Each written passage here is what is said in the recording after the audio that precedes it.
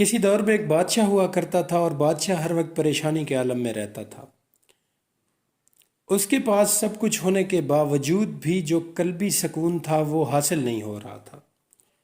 बादशाह सलामत ने अपनी तरफ से वहाँ मुआलिजीन से रब्ता किया, वहाँ के दानश्वरों से रब्ता किया, वहाँ के जादूगरों से रब्ता किया, मगर किसी तौर भी उनकी सेहत संभल नहीं रही थी और वो मज़ीद परेशानी के आलम में रहने लगे थे।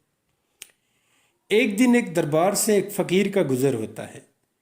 बादशाह सलामत फ़कीर को बुलाते हैं और फ़कीर को कहते हैं कि फ़कीर, मुझे कोई ऐसी बात बता कि मेरे दिल को सुकून आ जाए।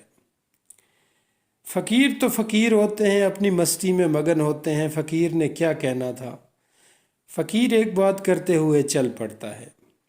फ़कीर कहता है कि बादशाह सलामत, इस दुनिया में कोई किसी का नहीं है।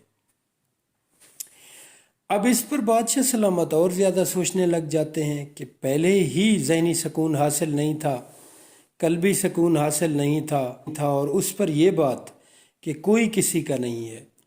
बादशाह सलामत अपने इर्द गिर्द नज़र दौड़ाते हैं तो उन्हें एक वसी और अरीज़ अहाता ज़मीन जिन पर उसकी हुक्मरानी नज़र आती है।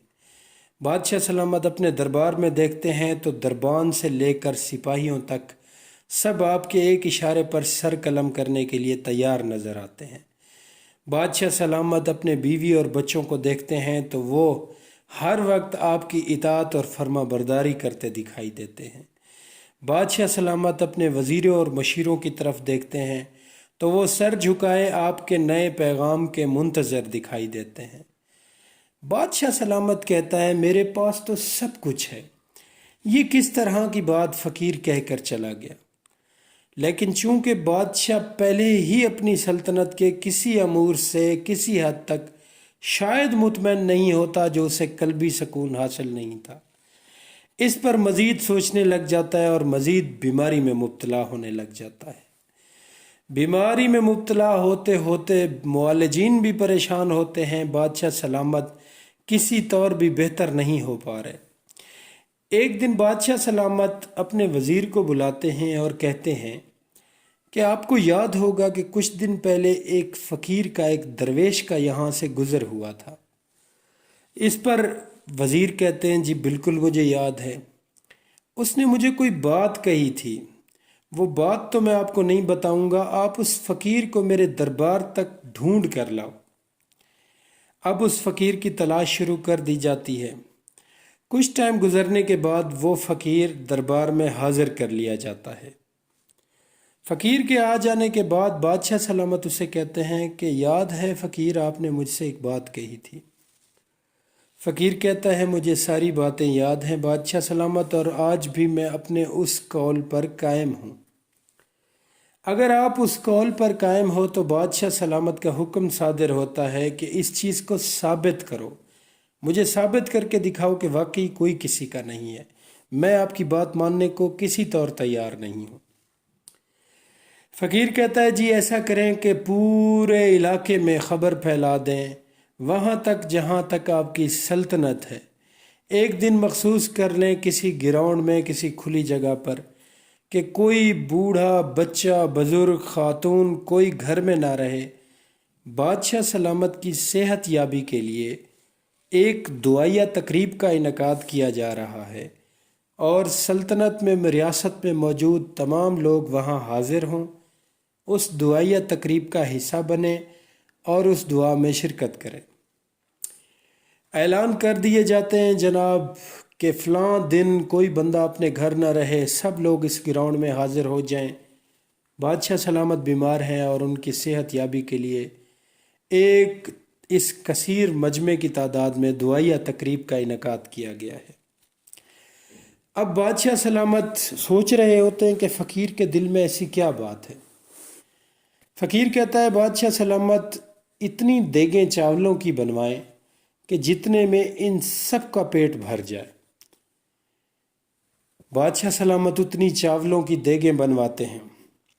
ग्राउंड में सब लोग जमा हो जाते हैं, चावल पक जाते हैं, बन जाते हैं।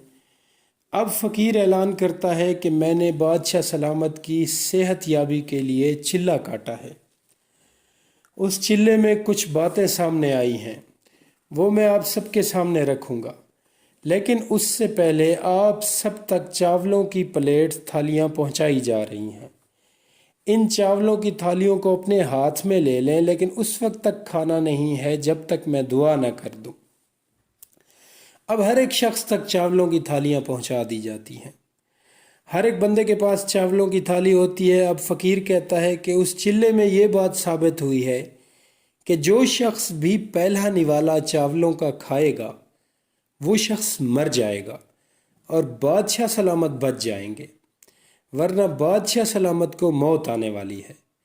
اب آپ اپنے بادشاہ سلامت کو زندہ دیکھنا چاہتے ہیں تو چاولوں کا پہلا نوالا کھائیں۔ اس پر پورے مجمع میں سکتہ طاری ہو جاتا ہے۔ ایک ایک کر کے تمام تر پلیٹیں رکھنا شروع کر دیتے ہیں۔